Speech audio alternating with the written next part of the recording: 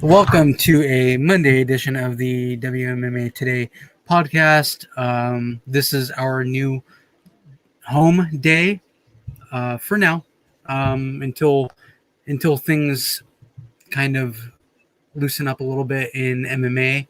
And Drake's schedule, I guess, his travel schedule. But we have a lot to talk about this week. We have the UFC Vegas 22 recap. We have the RIZIN 27 recap, which I'm kind of bummed about. We have a ton of news. We have a ton of news, and then we have UFC 260 to talk. Oh yeah.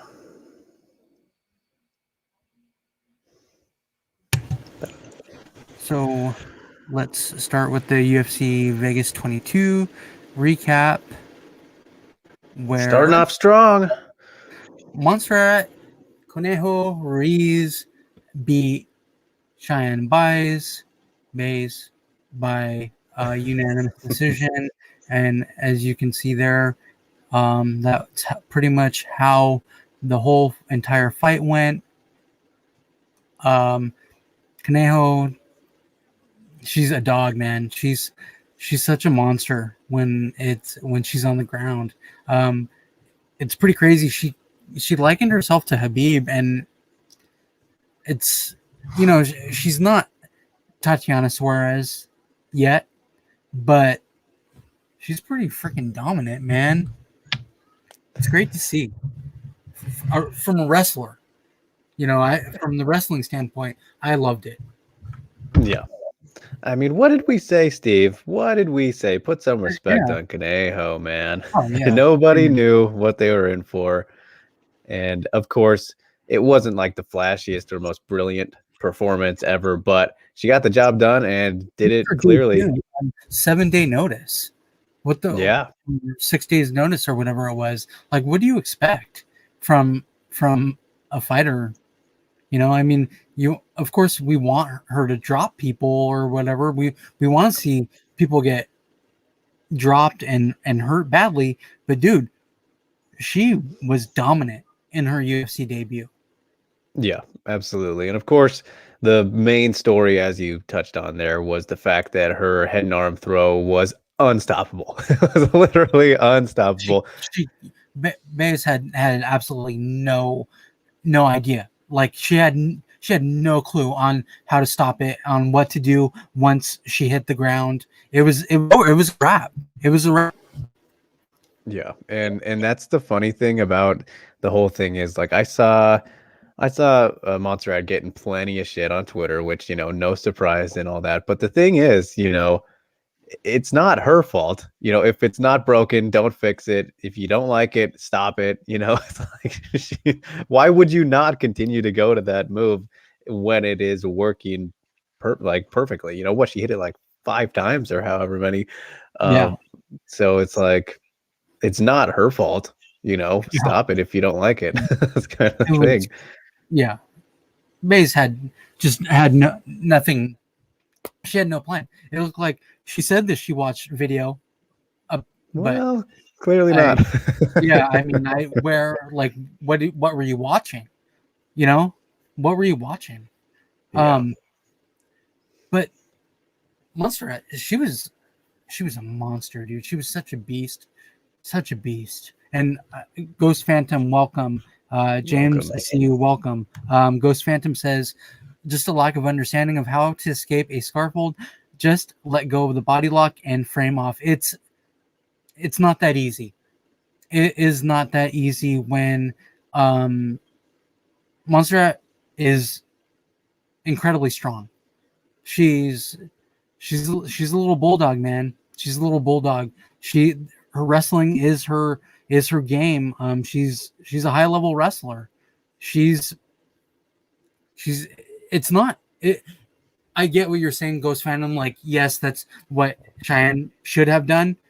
At least attempted. It just isn't that easy to do. And she had no idea. Like, she had no clue on what to do. I don't know.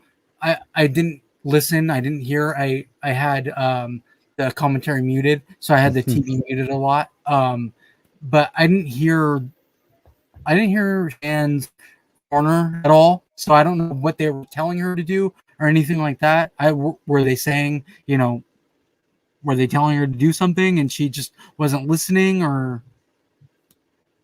They were, but I don't remember exactly what it was, and if whatever it wasn't the right thing necessarily. I can't remember specifically, so maybe they didn't know. Maybe they had no idea what to do.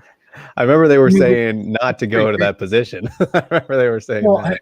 Again, like that, it's easier said than done. Like, yes, when you're in there against a fighter, an opponent who is clearly a very good wrestler, a very, very good wrestler, it's very hard to take control of when you're not really hip to that game.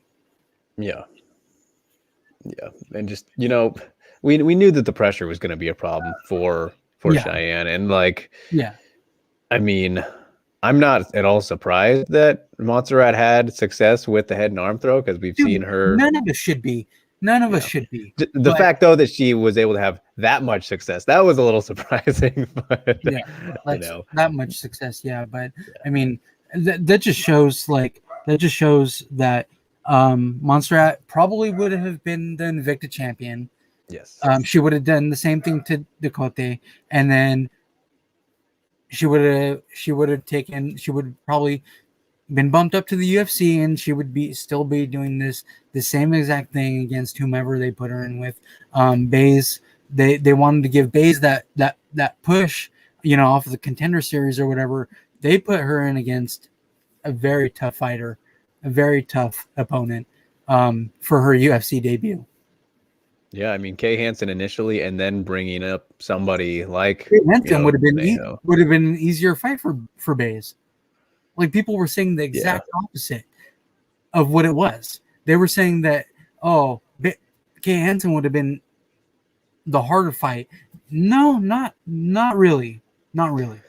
I still think Kay Hansen definitely would have been a hard fight, and I would have favored Kay in that one as well. But same. I think stylistically though, I think we were all, the people who knew were on the same page of, Conejo being, whoa, that's not a good replacement fighter to take on, in this case. And then, man, just, it warms my heart and makes me so upset to be right about the odds makers being just totally ignorant, man. Like, y'all made some good money on Conejo if you put some bets down. And, shout out to my man, Pat Auger, for listening to me for once. He put some down on it specifically because of my recommendation here. So he owes me some money, actually. That's what he should be paying up over here. But yeah, those odds were absolutely ridiculous. And anybody who knew about, Montserrat was in for a nice little payday there. So good job on whoever did end up placing some bets down. But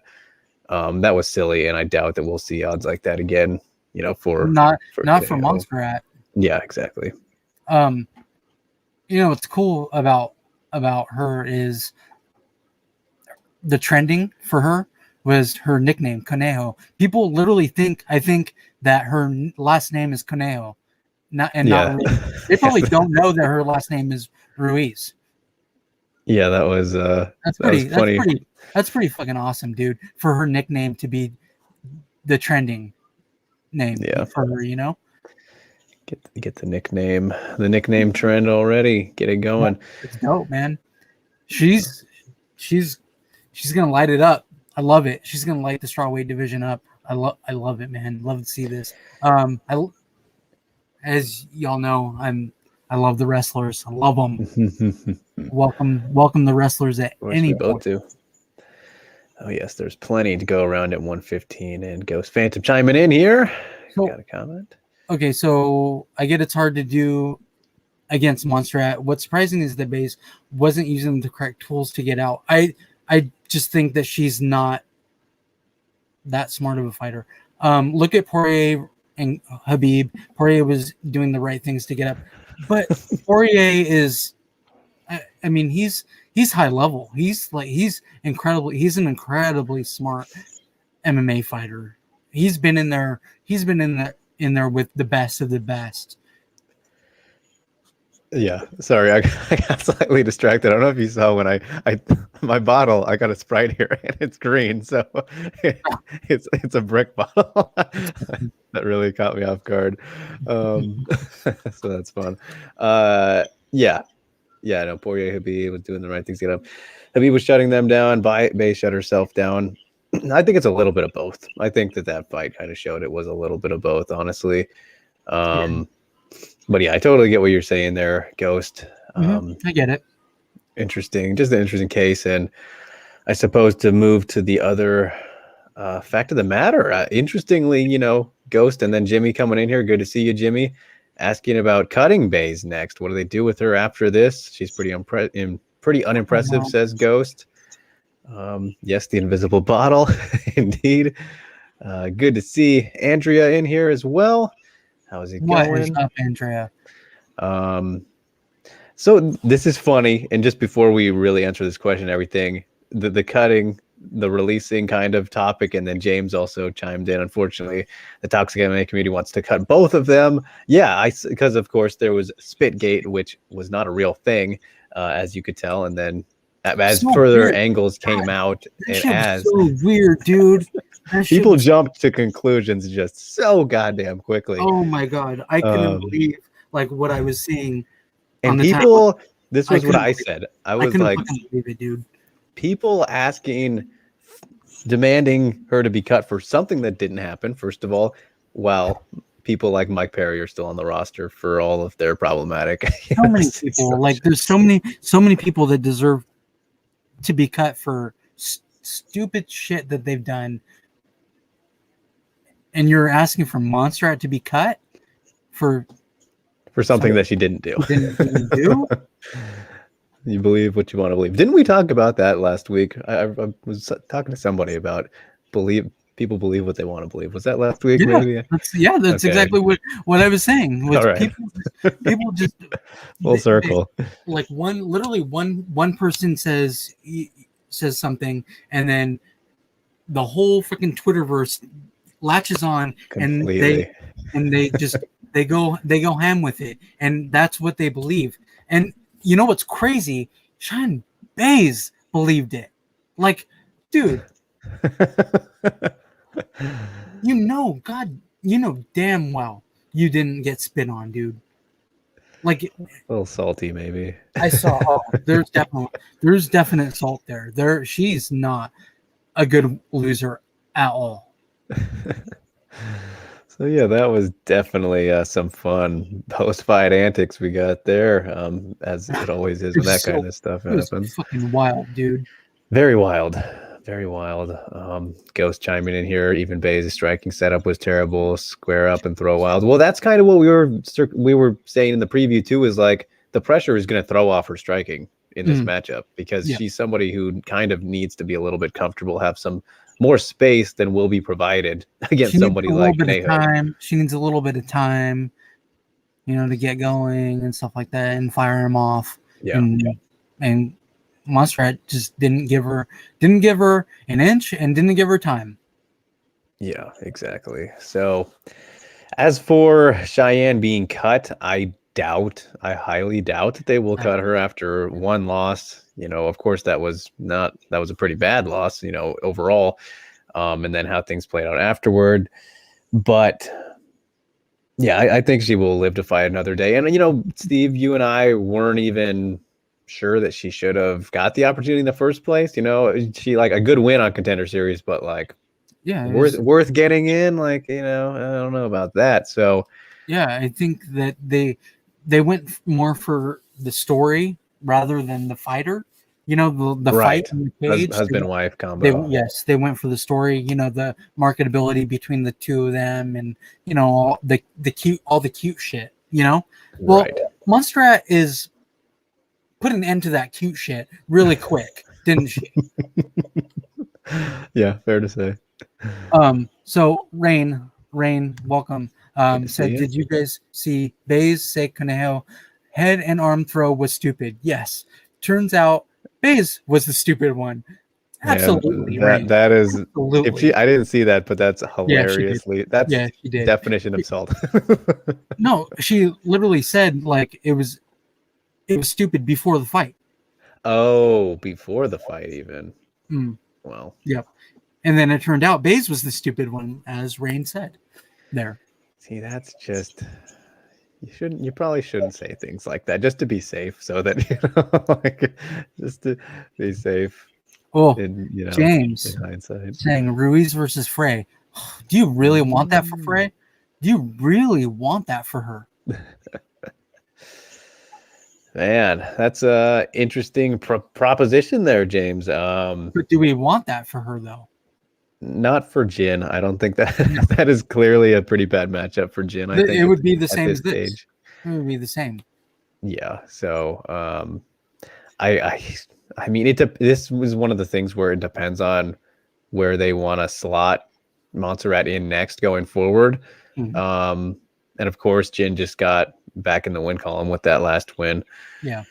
So I could see that being possible because strawweight has so many different, fucking possibilities. You can go with everybody, but Yeah. that wouldn't be a good matchup for Jin. I That's don't I think think so. fair I to say. think that would be a very bad matchup for Jin. But as James says, yeah, They've she's making her be that, yeah. yeah, exactly. They're making her be that. So I mean, again, like it wouldn't shock me if they made that fight because Seems a little unnecessary though. That's just it kind of does. where I'm at with it. Yeah, I don't. It's such a bad matchup.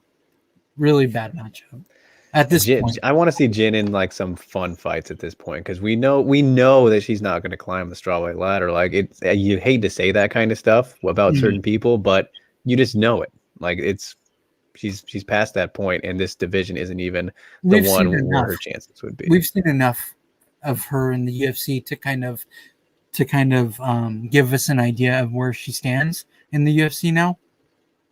And I think, as James says, she's kind of a gatekeeper for the prospects. I agree. Yeah, that's what it's turned into, unfortunately. Pretty So, sad. Yeah, that's honestly kind of sad, but that's just what it is at this point. yep, that's how the fight game goes. So, all right. That was a whole lot to unpack with that fight. And, I'm Love just that fight. just happy that, we knew it was a matter of time. As we've been saying, Conejo was on her way to big things, and she has arrived, ladies and Yeah, gentlemen. for sure. So, all right. But also that night, UFC Vegas 22, there was a fight before this one. And, man, it delivered more than I expected it would. This was very fun. I said that this was going to be like the fight of the night. Yeah. They went at it. I didn't understand how Macey and Marion were not the co-main event. I didn't understand how they were so far down on the card when they're ranked fighters in a bantamweight division that just isn't that good, Yeah. other than the top 15. So they kind of should push the fighters that are good. And it turned out to be the best fight of the night to me. It was very fun. It was a very good fight, back and forth. And man, I feel like I thought that this fight was way closer than everybody else. Like it was, I was really, up in the air about it towards the end. I thought it came down to the third round pretty clearly. Like first round, Renault looked very sharp. I thought, her striking was looking good. And she outstruck Macey, I thought, and won that round. Then the second round, Macey turned around, came back. In that one, as you can see, outstruck her, doubled the numbers. And, there was the moment on the ground there where she had control. And the ground scrambles that we got out of that one, Macey, very impressive with her her transitions and reversals and all that. And then in the third round, like even the stats showing, it was fucking close, man. I was really torn. It was a bit of a coin flip for me who won that third round, but ultimately I did believe Macey just edged it out. I think slightly more effective shots, but it was super even, man. I thought this fight was incredibly close. So it was close. But it was just a really good fight. It was a good fight from both of them. Macey gave more, at the end Yes. in the last couple of rounds. But again, Macey hits very hard, so she made Marion bleed a little bit and hurt fucked her. her nose up a little. Yeah, she hurt her pretty damn bad. It's great to see Macey improve, and she even said on the pre-fight interview or the post-fight interview that she's just wants to have fun out there and improve every fight and stuff. And that's kind of what we saw in this fight. She was having fun, and she improves. She improved from her last fight.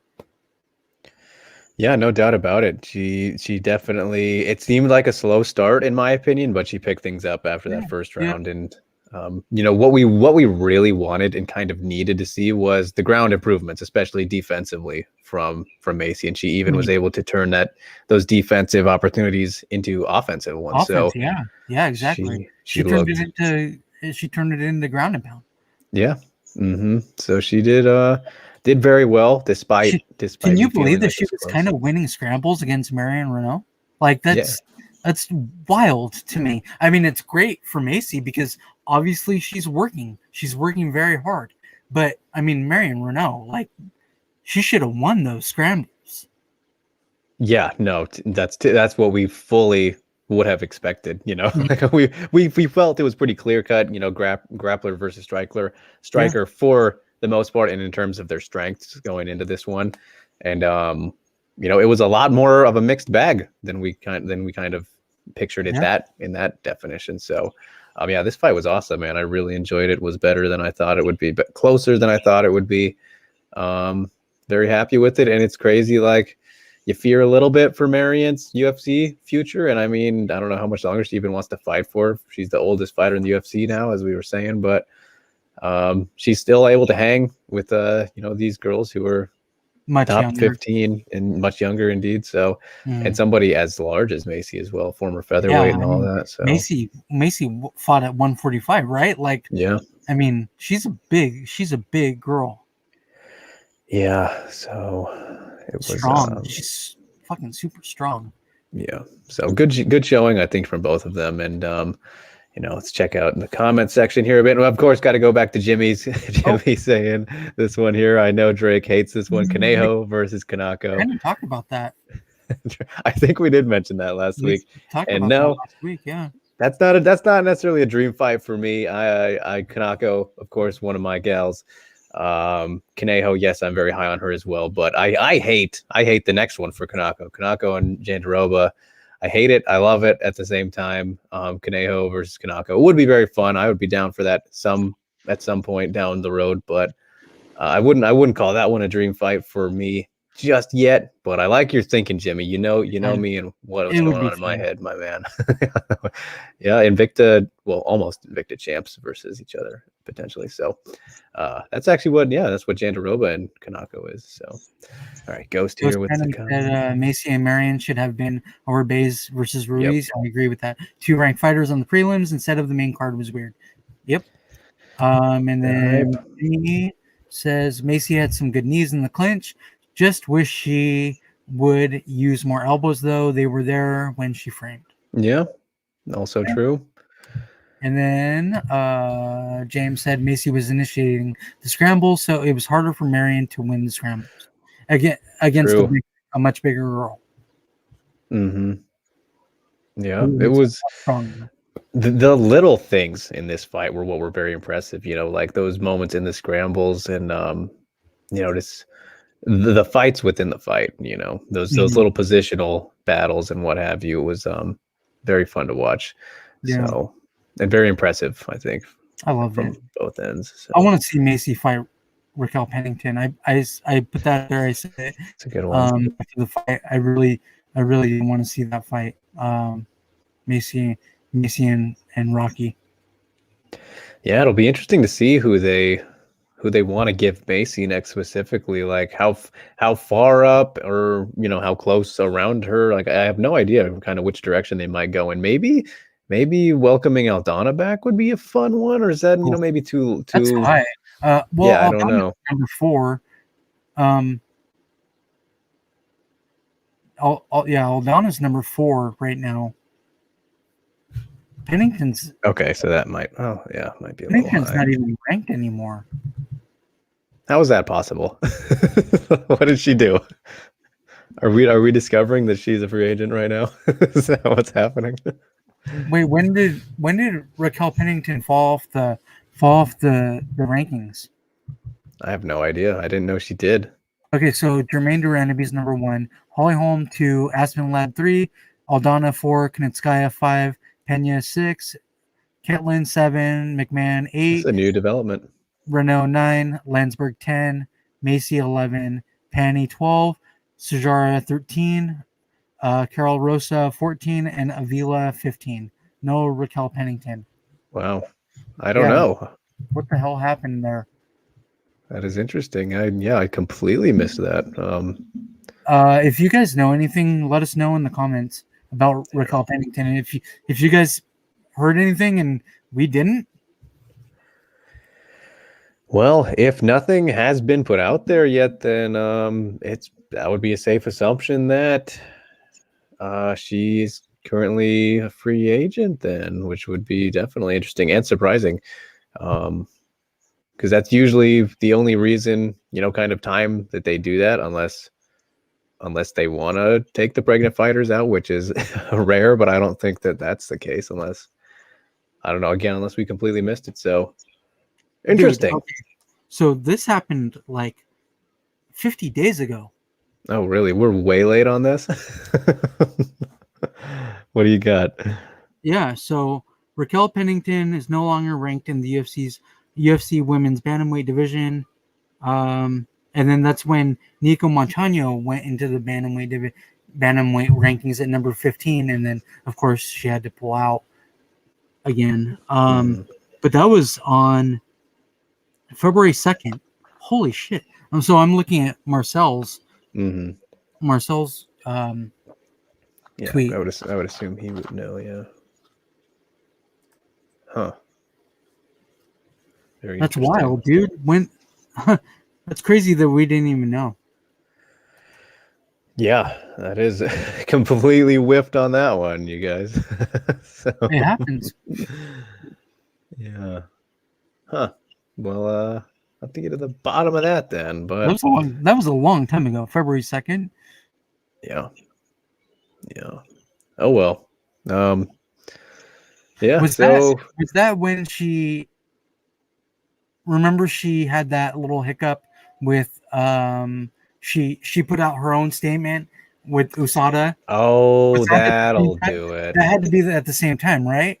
Yeah, that makes more sense. Okay, so that's weird though, because it's only a 6-monther. Yeah, exactly. And I think she would be available to fight in April or May or something like that. So I would assume that if she were to get booked again, then she would be up in the rankings again. Exactly. So yeah, that seems a little. What do they do? What do they do? Who did they do that with recently? Oh, Leon Edwards. Right. They took Leon Edwards out of the rankings completely for inactivity. I mean, the poor guy couldn't even get a fucking fight, but it was due to inactivity. And then all of a sudden he got a fight with Hamzat, and he's back in the rankings. I know, right? That was a crazy time. So I would assume that the same thing would happen with Raquel Pennington. In theory, but UFC rankings are fucked. So who knows what's going to happen there? Yeah, I guess we'll have to keep an eye on that. Indeed we will. But all right, UFC Vegas 22 in the rearview mirror, you guys. So what else we got to keep an eye on is the glorious development from RIZIN 27. RIZIN is back, everybody, and what a goddamn show it was, and capped off by a brilliant rematch. I mean, Steve, this was good stuff. It hurts my heart. You were so close. I was so close. So, of course, the champion, Ayaka Hamasaki, one of the best ever, beat Kanna Asakura by split decision. And as you can see, there, Kana Asakura is very disappointed, as was I. Man, Incredible fight. my girl did very well. My girl did very well. Yes. I'm I mean, I'm happy. I'm very happy for her. Even though she didn't win, she did well against Ayaka Hamasaki. I mean, what more could we ask for from her? Right. You know, like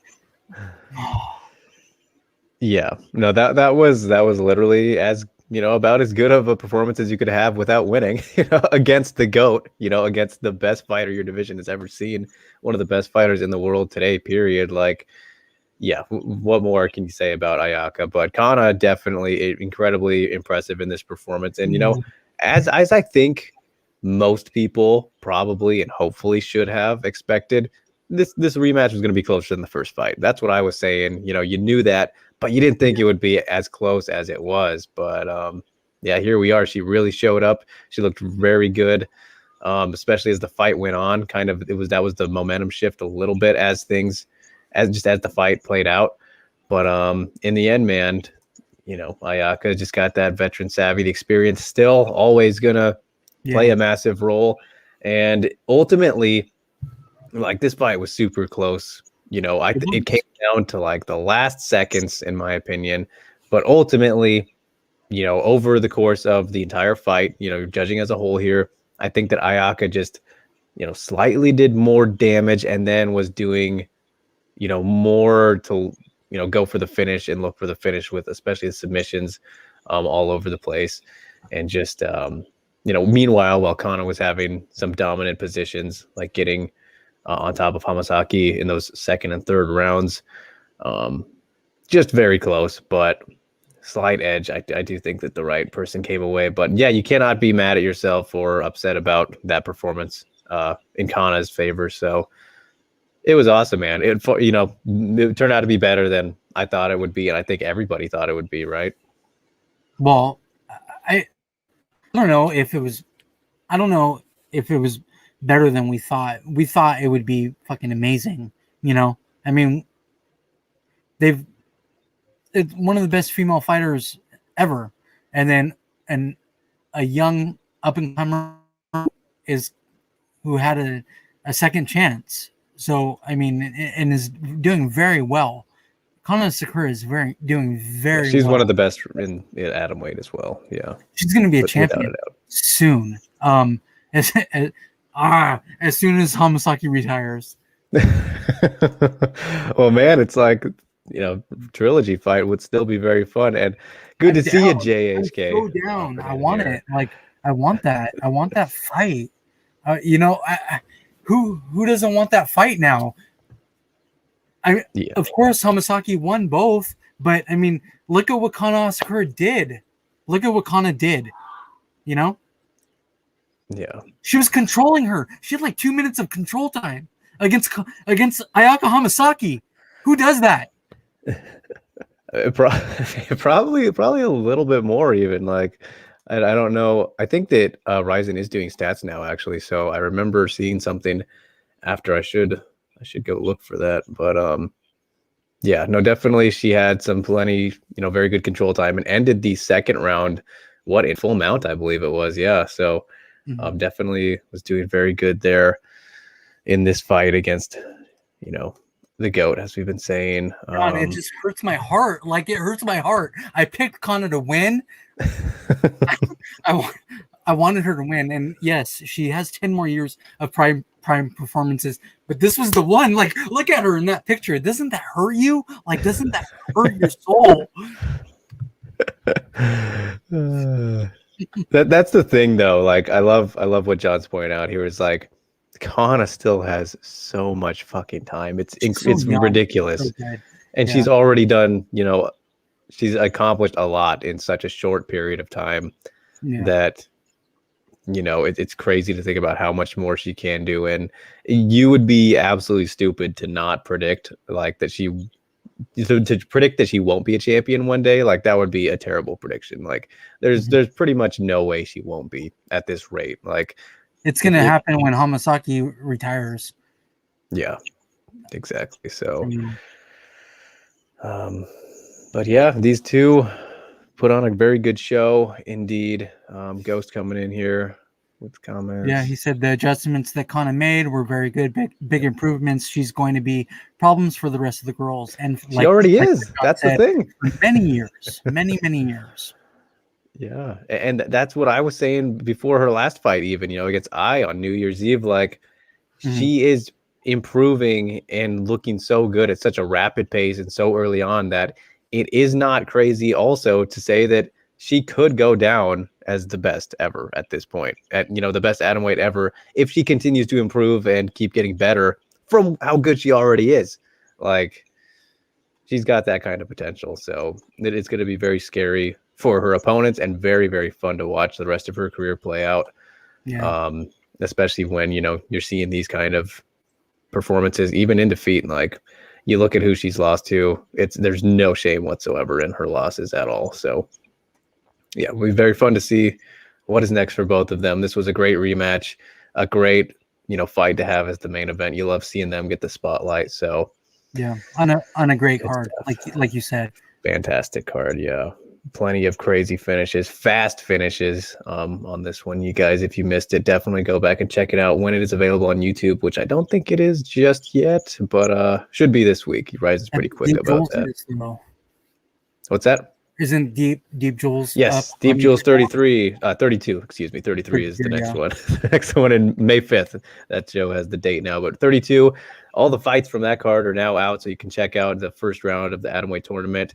I went through and was watching them yesterday, except I didn't get to watch Aono's fight. I just didn't get around to it, but I will. Yes, plenty of good stuff. And since John's here, shout to Siwoo Park, man. How about her representing South Korea very well? Aside from Ham in the atomweight division, that girl, she is very, very good. The atomweights are so fun, man. Yeah. Siwoo Park, that was a very good performance she had against Nisei, advancing. And like I said, when that event ended, like, she's already beat everybody who is still in the tournament except for Murakami. So look out for Siwoo Park if you guys have not seen her yet. And just check out, of course, everyone in that tournament and on that card. Deep Jules 33, the semifinals of the atomweight title tournament on May 5th. And they will do another random draw for that. So that'll be fun to see how things shake out. Do you like the random draw, Steve? Is that a fun thing for you? I do. Yeah, I like randomness. It's kind of like the NBA lottery. I like the NBA lottery. I like that. So what do they do that for? Not the draft, right? The NBA draft. Yeah. Oh, okay. They do it for the draft. That's right. That is a cool thing. Yeah. They actually have literally the ball that the ball's in, and they spin it around and whatnot, and they pick it out of the thing, and they're like, New York Knicks #1. Right. I love that. And I mean, Deep Jules is doing something similar, I guess. We don't get to see the draw though, right? They just put it out. I think that they air it on YouTube, on their YouTube channel. Yeah. If they didn't want to do it like does Deep Jules still do the live draw on YouTube? I don't know. I'm not sure. I'll have to check. I'm asking John if he's still in. Oh, he would know better than us, I think, with that. I don't know how much he follows Deep Jules. Not to throw shade at John, but I think Chuck Stevenson, shout out to him. That guy definitely knows WMMA Seed now. If you guys aren't following him, he's a good one as well. Know. Yeah, he's all about Deep Jules. So shout out to him for that. But yes, of course, guys, plenty of exciting stuff happening in Asia for MMA right now. And boy, oh boy, we're getting rolling coming up here with one. On Wednesday nights. Yep. One on TNT. Kicking off with Demetrius Johnson, right? Is that the first card? I think so. I'm pretty sure. Johnson and Eddie Alvarez on the same card? Yep. Yeah. Awesome. Yep. Can't wait. Smart stuff there. Smart stuff. And look who it is. Hello, Moni. At the doctor's hello. Office, assuming you're at the doctor. Throwing a Hiba's hello at us. Hello. All right. Perfect timing, Moni. You show up right when we get to the mailbag, which Oh, I guess, yeah. Okay, this is perfect. This is perfect. Casey ONeill. We can use it as a segue because since it is partly newsy, I can work my magic here. But Twitter mailbag time. We just got 2 this week, you guys, and starting off with a frequent mailbagger. Does that make sense to say? It's a new word now, so here we are. Yeah, so Juice from the Friendly Sparring podcast. What is Macey's ceiling? Top 5, title challenger, title holder. Love to hear your thoughts. What do you think, Drake? What do you think that Macey's ceiling is? We'll start with the first question. Okay. Boy, it's well, if you're going ceiling and you're going to talk and you're going to say she's a title holder, then that would be her ceiling. Yeah, yeah, exactly. Do you think that she's a title holder? It's interesting because I think that by the time Macey, if she gets a title shot at some point in her career, which I don't think is crazy to assume, I think that by the time though that comes, Nunes will probably be gone. So I could see that, her being a title challenger, definitely. Title holder, I don't know, man. It is hard to say. I still need to see a little bit more from her. Of course, this was a good step in the right direction. This win over Marion Renault, a very, experienced fighter and really good at what she does best. And then we saw Macey, was able to find very good success of her own in Marion's area of expertise, arguably. So I think that Macey is on the right track, right trajectory to be somebody who definitely can fight for a title at the very least. But right now, yeah, she's still growing, has a lot of work to do and get better, in a lot of areas. And she's got a great, physique frame for bantamweight, which is always helpful at these bigger weight classes. But at this exact moment, I think top 5 is a very, very safe bet. But I don't know. It's hard for me to think about her fighting for a title. The fighter we just saw fighting for a title, and definitely I don't see her winning it just yet, but that could very well change. So top 5, I think, is going to be my safe pick on her ceiling at this exact moment. Yeah, I think I agree with that. As far as her being a title holder, it's like you said, it just depends on Amanda Nunes. I mean, it really depends on Amanda Nunes, what she's going to do. We've kind of talked about Amanda Nunes retiring within the next couple of years. It seems like we talk about that every show now. Just because she's the best female fighter ever, and it always comes up at some point. And she's much closer to retirement than she is the beginning of her career at this point anyway. But Macey, a top 5 it isn't out of question for me. I mean, she's at 11 right now. Just that's 2 fights away. Maybe she gets Kunitskaya next. Who knows? And she's number 5 right now. That would be a bit surprising if we're going to be honest. Yeah, I mean, I don't see that happening. But I mean, who knows what's going to happen with the UFC? Are they going to just try to push her? Because they were definitely trying to push her after Tough too.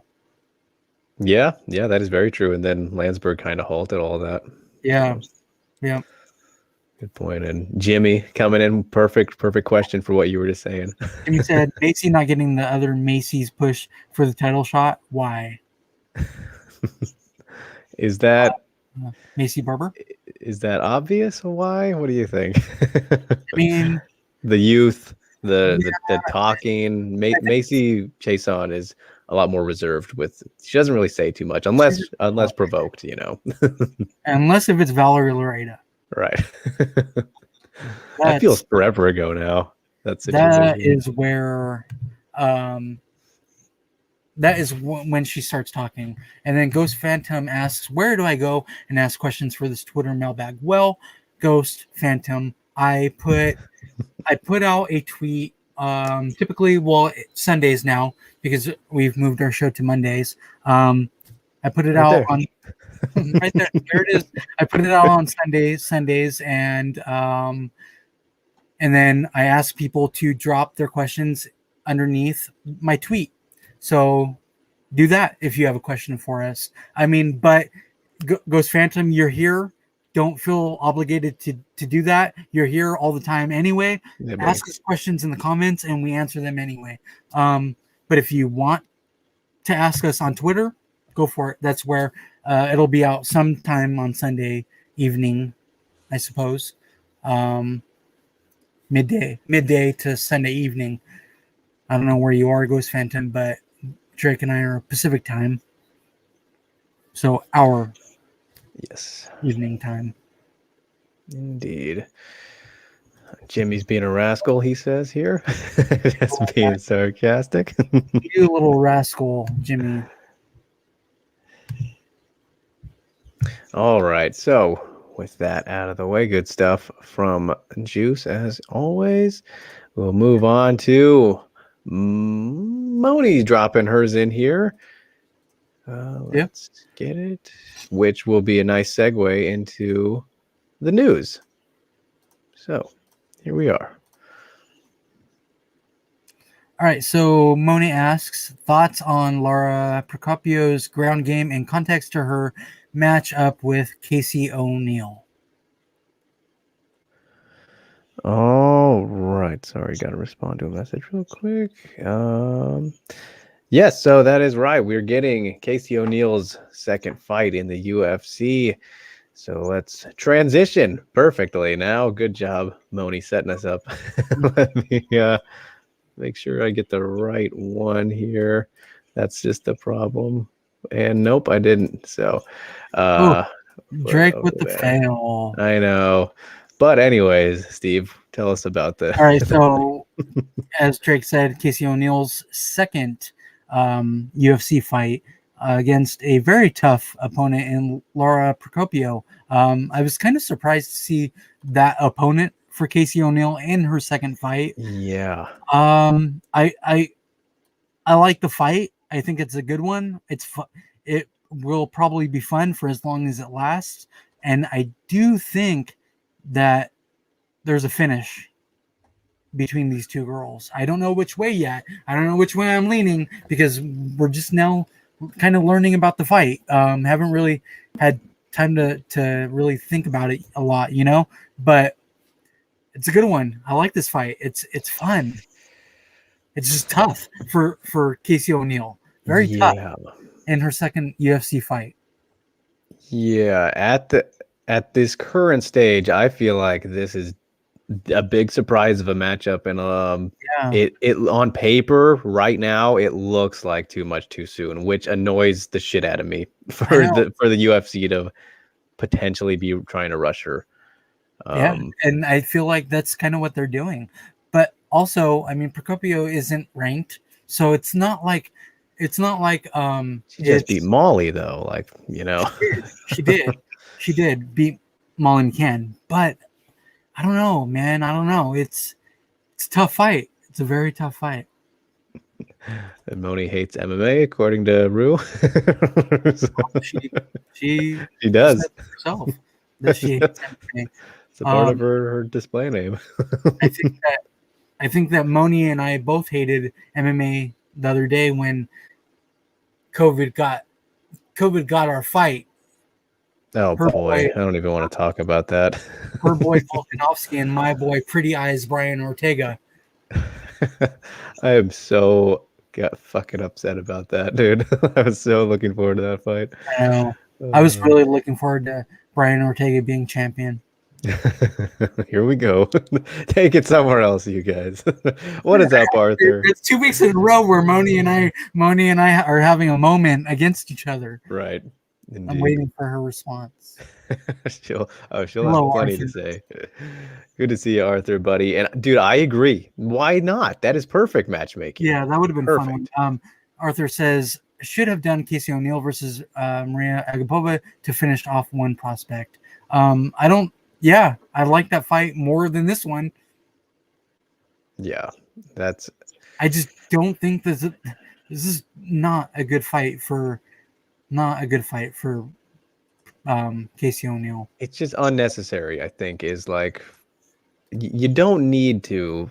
We're seeing this a lot more lately, which is just not great in terms of fighters being matched with fighters who have vastly better experience in terms of level of competition, like where it's very clear, and where we can see that they're fighting. You can see that where you can see the tiers a little bit, like not to say that Procopio is significantly better than O'Neill, but like at these stages in their career, we know who's at the higher point here and who should be favored. Like these matchups they're making are a lot clearer as to what's going on. They want to boost somebody up ahead of time. And I'm getting the same feeling with this one again. Of course, Casey O'Neill coming off of a very good debut, very, very good. But look at who she beat. No offense to Shanna Dobson, but you look at, and then you can contrast that with who Procopio's beating. Like, it visually looks great. But Dobson just got cut, and she probably should have been cut a couple of fights ago. But she pulled out that knockout of Agapova out of her ass, and just kind of saved her career for one more fight, I guess. Her UFC career. Completely, literally what happened. Yes. I mean, and I see you, Arthur. I see you, and I would be okay with this. I love Brian Ortega, but if I'd like to find out if that's maybe Max Holloway win again. I would love to see Max Holloway as a champion again. And then a third fight against Volkanovski. A lot of possibilities there. Too many possibilities. Yes, but my brain is getting all over. But it's working overtime with that. Oh yeah. As for Moni's question specifically here from the mailbag, mentioning Procopio's ground game in context to this matchup, that's the thing is like, I think that Procopio's ground game is going to be good enough, especially defensively. Cause she's proven that she can fight pretty much anywhere now. Like Casey O'Neill, of course, her strength is still clearly, getting on top of you, kind of grinding up, beating you up on the ground, literally, what she's done in all of her fights to win them, so taking on somebody who is very well-rounded and strong defensively, it's rough. So it's a rough one, and it's, unnecessary, I think, at this moment in time, as mentioned, but we'll see. Maybe she'll rise to the occasion, surprise us all, and show that, hey, all right, I am moving at a very quick pace, because that's the thing is like these are sink or swim situations that the UFC are putting people into. And it's not necessary, as I will say again, but it is what it is, I guess. So this fight is all the way in June too. Yeah. So far away. Yeah. Which is, we'll see if it holds up. Right. That's the thing. Yeah. I mean, shit's crazy right now. Indeed it is. So, all right. And then as we get continuing on with all the news, this one, crazy for kind of one reason. And I didn't expect this, because one half of this matchup should have, there's some things to be investigated still. Right. Let's get into it, Steve. Yeah. So Carl Rosa, and Cesar Eubanks was added to the June 12th UFC event. As you can see there on the screen, the pictures of both. And this is a ranked bantamweight fight. Rosa is number 14 and Cesar is number 13. And like Drake said, kind of weird that they would make a fight with Cesar at this point, just because there are legal issues going on with her. Some important out of the cage matters probably that need to be attended to. Yeah. But here she is with the fight again in June, another one that's months away. But it's a really good fight. If it comes to fruition, it's a fun one, and it makes complete sense. Yeah, indeed. Like in terms of just a purely fighting aspect standpoint, this is great matchmaking. This is a very exciting matchup. you know, they stylistically they clash very nicely.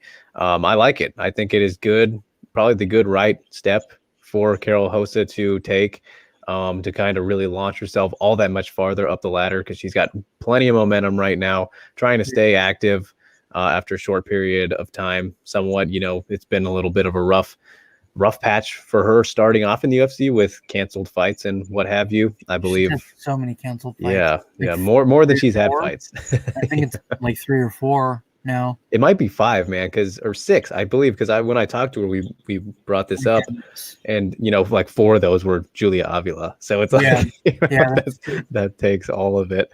But it's this is a really fun fight. I like it. No problems with this one, you know, in comparison to the last one that we just talked about. Gonna be fun. Also far out though, you know, June. This is when this one is happening, but gonna be very good. I think that it will tell us a little bit about, you know, both of them. So if it actually happens, there's right with this fight, there's so many what ifs with this fight. Yeah, you know, especially the date. Yes, indeed. Jimmy, why do you always root against Sarge? Jimmy goes against Sarge. Arthur thinks Carol has this one. I mean, she's got the hot hand, man. I lean towards her early in this one as well. I lean Rosa as well. Yeah, looking very good. And of course, yeah, as you said, Steve, like this fight is far out from now. The virus is still a thing, and then Sarge's personal matters. Who knows if that affects things? Too many players to like even get excited about it. Get super excited, yeah. So. And then James says, "Do you guys remember when Sarge was scheduled against Valentina? Then everyone complained, so they booked Joanna instead. Hilarious." I was like the only, maybe you and me were like the only people who were like, yeah, that's the right move. Like, I was all for Sarge versus Valentina at that time. That fight made more fucking sense than Joanna did. Yeah. It did. And I mean, I think we talked about it, right? Like, that was a huge deal. Yeah, we had to have talked about it. But yeah, at that point, that Cesar fucking ridiculous. Like, probably should have fought Valentina. But again, there were a lot of people that were pissed at that. Yeah, well, that whole thing was so weird, because originally they did start off with Joanna. Remember, they did start off with Joanna, and then I don't remember the specific reason as to why they then threw in Sarge. But Sarge, in terms of, you know, the division and all that, was definitely the right person to put in there. Of course, she's not a flyweight anymore or anything, but yeah, then people were bitching all about it because it was supposed to headline a Madison Square Garden card. Yeah, that was a crazy time period right there, that brief moment getting to that event. But yeah, it was. Jimmy doesn't know why, just the way she fights. I appreciate his honesty. Gotta love it. She's kind of up and down, like with the way that she fights. Sometimes she's really good, and sometimes she's just off. Yeah, that's very true. Just kind of, I don't know what it is with her. Maybe just showing up mentally has kind of been. I think that's problem.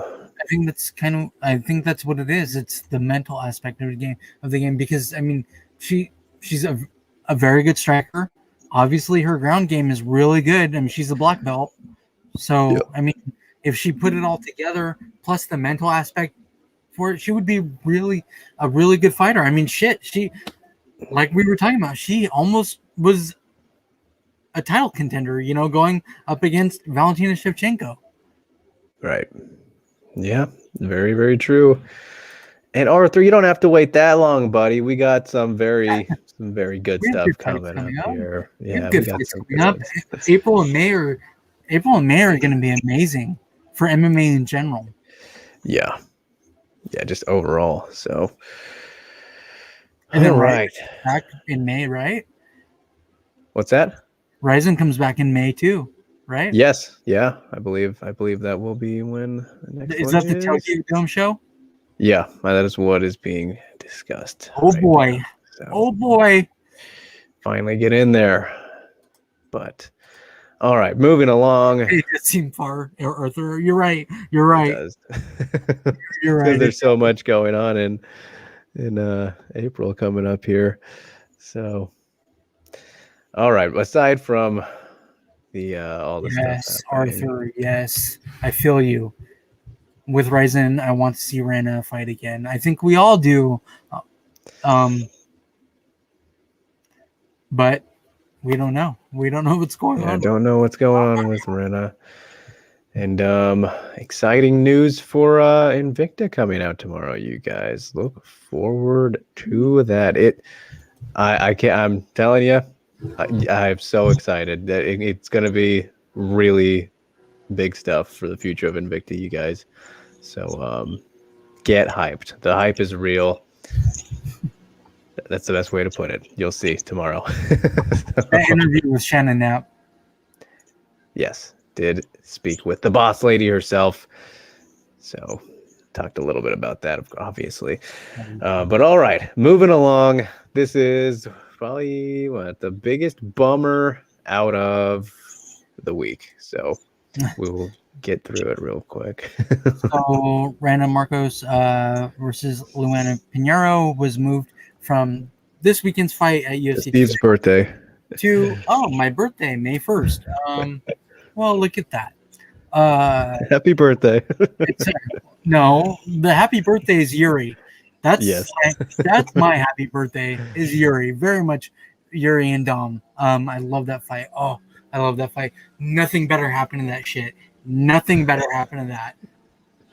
Like I will go full on Moni MMA hates, Steve hates MMA if something happens to that fight on my birthday. Like I will fucking I don't know. You might never, I will blame you if something happens to it. You might never see me again. Reasonable. So yeah, unfortunately that fight though, Randa got the coronavirus as well. Yeah. So that is not happening this week. We'll be bumped back, unfortunately. Looking forward to it. Did you get coronavirus from Randa? I didn't get to see her. No, I didn't make it to Vegas, so I did not get it from her. I'm pretty sure I know where I got it from. But, and a Gizmo appearance in the background. So I have these neighbors, right? I have these neighbors who bump their Mexican music, and Gizmo absolutely hates it. Clearly, no, he gets pissed off. Interesting, Ghost, though, coming in saying that sucks. This might be the only time I think Marcos might finally get a win. Okay, you guys know me. I love Randa. She is definitely one of my all-time favorite fighters. And like Luana Pinheiro, though, is no joke, man. Like that's interesting that you feel that way, but it's not a good. It's a tough one. Let's put it that way. And Moni was listening out of anger, giving you the Arthur shakedown. So, all right. So here's some fun news for all you King Reina simps. She's back. Dude, it's about friggin' time. King Reina versus Yoko Higashi on May 5th. Deep 101. Deep Impact 101. It's about time, I guess. Like, yeah. How long has it been? I feel like it's been forever. It has. It feels like forever. Rana, she's been doing kickboxing in her last two fights, if you remember, Steve. So she did fight in August and September. So back-to-back months there in kickboxing matches for Deep. But her last MMA fight was in February of last year. So yeah, that's been a full year since we've seen her in MMA. And now she's getting back at it. So good to see. When you think about it this way, she's only had one fight since the Egger fight in RIZIN, right? So that she hasn't been as active as normal, specifically in MMA, but tried her hand at those kickboxing matches, went 1-1. Now she's taking on Yoko, who has been more active, at least one fight since 2019, and that one fight came in December. So fairly recently got a win there over Nao Murayama. Yeah, King Reina is always Always fun to watch. She's so Definitely, she's got a entertaining. good following, great character. She gets it, right? She just gets it. So Yeah. good to see her back. Yeah, I'm glad Indeed. that she's back to MMA. I mean, not that she's bad at kickboxing. She's fairly decent at kickboxing, but it's, it's good to see her back Mhm. back in MMA. Yeah, indeed. And the interesting thing about this one, kind of, I think, it's a catch weight of 141. So, maybe she's looking to go back down to bantamweight and kind of maybe spread the wings a little bit. Of course, Reina has fought as high as lightweight, so like she's kind of still. I don't think we know solidly like where she stands in terms of a division still just yet. She's been all over the place, kind of. But maybe that could be a hint that she wants to work her way down to getting picked up somewhere with, a bantamweight division or what have you. So, yeah, good character and always a fun fighter is King Reina. So we'll see how she does there on. I'm just happy that she's back. Wow. Yeah, interesting. I didn't realize that this card was also on the same day as Deep Jewel's 33. So 2 deep events on one day. So that'll be fun. She's what? How old is she? She's like 23, 24. Reina is 24, still quite young. I mean, she's super young. Yeah, and Yoko 35 on the other end there. So yeah, old. Bit of an age gap in that matchup. Old. Well, I mean, James chiming in here. As far as Reina, she's old. Yes, indeed. In comparison, for sure. James chiming in, though, about the Pinheiro and Randa fight. He says Pinheiro's striking is not well thought out, so Randa has winning chances, as they say in chess. And then he follows it up with Pinheiro doesn't build off her strikes. Well, most of the women not in the top 3 in strawweight don't. Well, I don't know if I agree with that necessarily, but Pinheiro does hit very hard. She has knockout power with her striking. That's why we don't think it's a matchup.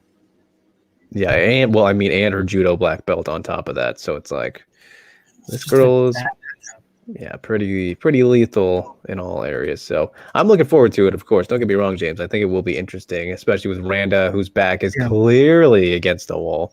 Clearly, I'm surprised that she's getting this fight, honestly. So, but I'm not too mad at it, I suppose. But either way, we continue onward to a fight that was made that I didn't expect this matchup, and I'm a little bit bummed because of the matchups we talked about for these fighters. But here we are, Steve. Tell me what you think of this one. Yeah, so Montana De La Rosa and Ariane Lipski will fight on June 5th. It's a good fight. I think it'll be entertaining. Lipski needs to throw hands, for fuck's sake. Well, I mean, judging by if we're going to go by a pattern here, or the inconsistencies in Montana's approaches and game plans, she should be allowed to, let loose very comfortably is Lipski. But at the same time, this should be a bad matchup for her, from historically. But I feel like we don't know anymore if Montana's going to come in to wrestle or fight. That's like the problem with this entire fight. We don't know what Montana we're going to get. We don't know what Lipski we're going to get. We haven't seen the Violence Queen. There's been flashes of it. We haven't seen full on, like with keeping that momentum. Mm-hmm. Maybe this is the fight. But we said that last fight. So it's kind of aggravating, I think, the whole Lipski thing. I want her to do so well. I want her to just put hands on girls. What we saw in KSW. I want her to just put hands on girls. And Montana will be. I hope she'll she'll welcome that because Montana will throw. Hopefully, we hope. That's what It wouldn't be smart. Yeah, that's what we want from them, right? Like, it's just. Well, see, Arthur's pointing this out exactly perfectly, like how we're talking about right here. He's expecting, Montana just taking her down, which that should be what she does. That should be what happens, but it's hard to tell. And then he points out exactly, what we're talking about. And then Lipski last fight didn't lose the stand-up. She lost because her ground game is shit. If you rewatch Lipski versus Antonina, she actually outstruck Antonina before being taken down, which is fucking odd as fuck, dude. Like, and then, Jimmy's feeling like this is perfect for Lipski. See, that's the thing about this. We don't know. Yeah, like there's so many ways that this fight can go. We don't know what is going to happen with this. I love this matchup. I'm here for it, but I want to see more from Lipski. I want to see a lot more. This is more about Lipski than it is about Montana De La Rosa at this point. Yeah, I think that's fair. Like what we're going to see from them. Right, and it's gotten to that point, kind of like Lipski is the flyweight version of Marina Rodriguez. I thought you were gonna say my boy Manel. No. I'm saying I'm making this comparison of Lipski being the flyweight version of Marina Rodriguez in that sense where in the sense of, girl, you only need to drill takedown defense. That is all you need to worry about. Worry about nothing else in camp, especially for a matchup like this. Striking is so damn good. Right. So we'll see. That is it is very interesting because of that. We have no idea what to expect from it. It all hinges on what Montana wants to do, right? It all hinges on the game plan approach she wants to take. So yeah, which is unfortunate because I want Lipski to take control of the fight. Right. Maybe she'll bring the heat early and often. We will find out. But Jimmy also saying only if Lipski controls range, she could dominate the clinch. But I said that about Antonina, so anything could happen. We said this about the fight with Antonina, and that's why it's so annoying. It's this her UFC fights have been just really annoying. Yeah, been a bit of a bummer. There's no doubt about that. And Moni squeals for King Reina, and Casey's a bit cheeky for the gimmick infringement, by the way. Very true. Very true. Gimmick infringing all over the place. There's only one king in MMA, and it's King Reina for all of you who didn't know. She's the king. She's the king. All right. I hope she brings her lollipop back. The lollipop with the teddy bear, the crown, the whole shebang. I hope she brings the whole thing. Whole deal. Has to. You can't half-ass it, King Reina. Come on now. All right. Please don't let us down. With that in mind, moving on to the Bellator excitement of the day. I am really happy to see this bit of news in particular, man. This is exciting stuff. Yeah, so Liz Carmouche versus the newcomer Vanessa Porto added to the Bellator 256 card on April 9th. So we're only waiting a couple of weeks, guys. We're not that far away from April 9th. What's the date today? March 22. March 22. We are only 3 weeks away from that card. Is that the first Bellator card? Yes. It is, right? Yeah. No. That's the second one. I'm sorry. What's the first one? April 2nd, Bellator 255. Okay. Which is fine. Nunes is on that card, right? I think she is on this one as well. I think. Oh, God. She's on one of the first two. I know that. We have to wait.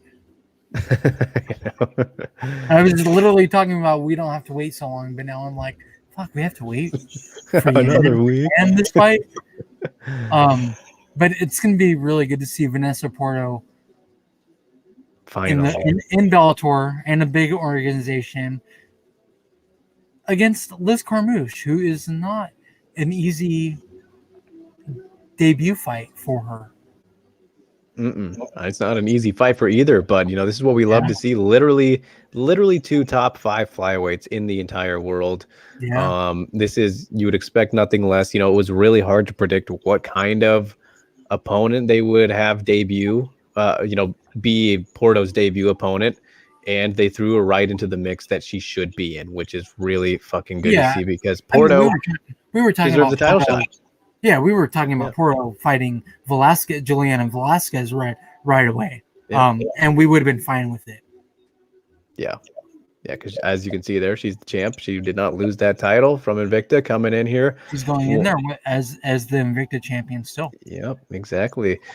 One of the best flyweights of all time, been an elite, staple of that top 5 for pretty much the last 10 years. You name it, however long she's been there now. This is respect that she's getting in a matchup like this. Two of the most experienced fighters, the flyweight division has at the tippy top as well. So this is awesome. Going to be very good, very intriguing to see how it plays out. I know. Does Carmouche take Porto down and make it a grappling fight? Sure, she'll try, but I could see, Porto trying to do the same to her. It's going to be very interesting to see how it plays out. She's confident everywhere, has seen it all. Like, you got to realize how much of an OG Porto is. Like, she's fought Cyborg and Nunes, and I'm pretty sure she beat GDR. Like, she's fought fucking everybody, you guys. And at flyweight, Jennifer Maya, she's fought, like, Roxy, so many people. I'm just really so happy that she's getting this opportunity. I've said that, since she was signed, because she's been signed for a couple months now, but finally, Bellator's back and giving her this platform on Showtime. It's even all that much better for her now. Like, can't help but be happy for her. And this fight is going to be a good one, I think. So I love that for her. And then this is just a really good matchup for Carmouche too. I think it's a good fight for both of them. I beat a champion. If she wins, I beat a champion. Yep. Give me a title shot. This has to be number 1 contender. Like, I think so. a million percent. Yeah. I think it is. So so it'll be interesting to see, if Velasquez fights in the meantime. But I don't know. I think that would have been something they would have announced, like, with the package that they already announced, all the main events. So they have the main events. Yeah, they have all the main events out, right? And I mean, now that leaves Keyholtz as the possible person, unless they want to give Alima a rematch. But Alima, she seems fine with not taking that. So imagine if Keyholtz goes in there and sparks. That would be nuts. That would be huge. But at the same time, like, probably not surprising, because she has it in her. Yeah. Keyholtz has it in her to just spark somebody at any given time. Yep, Miss Dynamite is looking like dynamite. So, man, I'm so looking forward to the Bellator flyweight division. Picking up all this fun. We got Conor Watanabe and Alejandro Lara. That might be the week before this. I think it is one of the first 2 cards as well. But dude, I'm just getting more and more excited for April as things are coming out. I gotta look at this Bellator schedule. All right, gotta find out where everything is. Gotta look at the Bellator schedule really quick. So we're in 2021 now, right? Yes, we are. Obviously. And while you look at that, let me read these comments here. James throwing out, he says, Hossa needs to disguise her takedowns with jabs or something if she wants to take her down. Yeah, I think that's fair to say in that Hossa versus Eubanks matchup, even though I think that she should probably be able to can take her down without doing that, but that's definitely a safe route to go, of course. And then Arthur coming in here saying the one thing going for Lipsky is that Montana face marks up easy. Just her last 2 fights, her face looked really bad at the end of the fight. Yeah, she takes damage She doesn't wear damage very well, and I mean, just takes a lot of damage in general. So I don't know if that's something going for Lipski. She still has to land and have space to do so, and not be on her back. But Yeah, is what it is. Anyway, all right. So Bellator returns on the 2nd, like you were saying. That's with the Pitbull and Emmanuel Sanchez fight, and then Usman Nurmagomedov is on there as well. But yeah, Kana Watanabe and Alejandro Lara. Love it. That is on the 2nd, April 2nd. That's Bellator 255. And then the Bader and Cheetah 2 card has Gilead and Silva, which is crazy. And then there's Liz Carmouche and Vanessa Porto.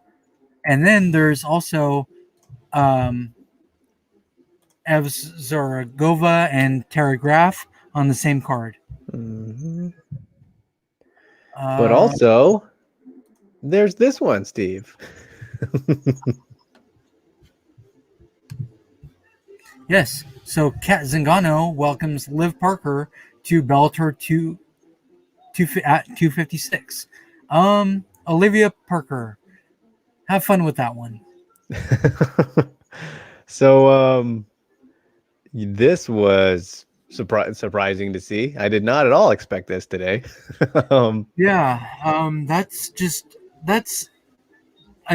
They're throwing just somebody to Kat. So that while the flyweight matchups are great, they're doing weird stuff with the featherweight ones. Like look at Julia Budd. Well, here we go with featherweight nonsense again. Like, I mean, it doesn't end no matter what organization you're talking about. Yeah. Yeah. Like we have the questionable Julia Budd fight coming up, right? And then Kat Zingano taking on Liv Parker now, who Liv Parker just got absolutely starched by I'm blanking on her name, the 209 girl. What's her name, dude? Help me out. Chandler. Yes, Chelsea Chandler. Why isn't Chelsea Chandler getting this opportunity? Like, nothing against Liv. Good for Liv. Well, Drake, they don't want Kat Zingano to go against Chelsea Chandler. Fair enough. Their girl might get sparked too. Yeah. But does Chelsea Chandler deserve it? Absolutely. She deserves a fight like that. A big name like Kat Zingano. But, I mean, I feel bad for Olivia Parker. It's a bad matchup. It's terrible. It's terrible. Yeah, it is absolutely mind-blowing. It says Parker just thrown to the wolves. Yep. That's the best way to put it. That's really very surprising. Good for her getting the opportunity, of course, but it just doesn't make sense. Do not like this matchup. Do not like this matchup. They're hoping Kat wins and they can put her up against Cyborg, I think. Yeah. But man, that does nothing to get us hyped. This does nothing. That a win. Well, okay, so why didn't they just put Julia Budd and Kat Zingano against each other? That is a great question. That is a great number one. Then you could do title fight. Yeah, then do Liv Parker against Diana Silva. You could have changed this to where it made sense. Yeah. Instead of a couple girls getting hurt, Yeah, completely. With purpose, because that's the matchmaking that we're seeing. It's kind of on purpose, I feel. It's fairly irresponsible too, because Parker and Silva, their chances are just beyond slim. It is not likely that they're going to win these fights. Whereas it's not like Kat Zingano is an absolute killer in there, but she's a very good fighter. She throws hands. Yeah, indeed. But I don't know. It's still a head scratcher when you look at what just happened to Liv Parker in her last fight. That was under a minute, wasn't it? Chelsea Chandler just destroyed her. Yeah. That was a destruction. Like, Yeah. I don't think Liv even landed a punch in that fight. No, I don't think so. Chelsea Chandler's a monster, dude. I'm not just saying that because she's from Stockton. I'm saying that because of what I've seen with my eyes. She's fucking monster, dude. Yeah, we've seen it. We have seen it indeed. Ghost Fandom says, can't believe the commission sanctioned this. Can't believe it. Yep. And then Jimmy coming in. Right here. Jimmy says, when I saw this, I thought there are so much better matchups they could have made. Yep. Yeah, like Julia Budd and Kat Zingano, or Chelsea Chandler and Kat Zingano. That's the one that I prefer, I think, is the Chelsea Chandler and Kat Zingano fight. But I mean, you know that they're kind of pushing Kat with this. You know, they want to get her in there. They want her to get a win so that they can be like, oh, look at our new shiny toy. Yeah. And I mean, they wheeled out the Gabinator for her, Gabby Holloway, in the last fight. So, yeah, it is what it is. Gizmo's not pleased with it either. He's none too pleased. Gizmo hates. Gizmo, you hate this matchup? You hate it? Yeah, he does. He's none too pleased. But all right. Moving on to the last bit of news this week, you guys. Jimmy said anyone else other than Liv Parker would have been good. Literally anybody else. But did you see that Toledo Nogueira is back? I did not. Okay. With a fight? Yeah. Toledo Nogueira is back as well. Let me see. Who is she fighting? Toledo Nogueira. Oh, what the hell's going on here? I missed that. It's a lot of news. What's going on? I'll find it. I still love this. I still love that my bottle is. It's green. So that's so funny. Yeah, that's pretty funny. It's funny how the brick bottle. Here, let me see if I can find it as well.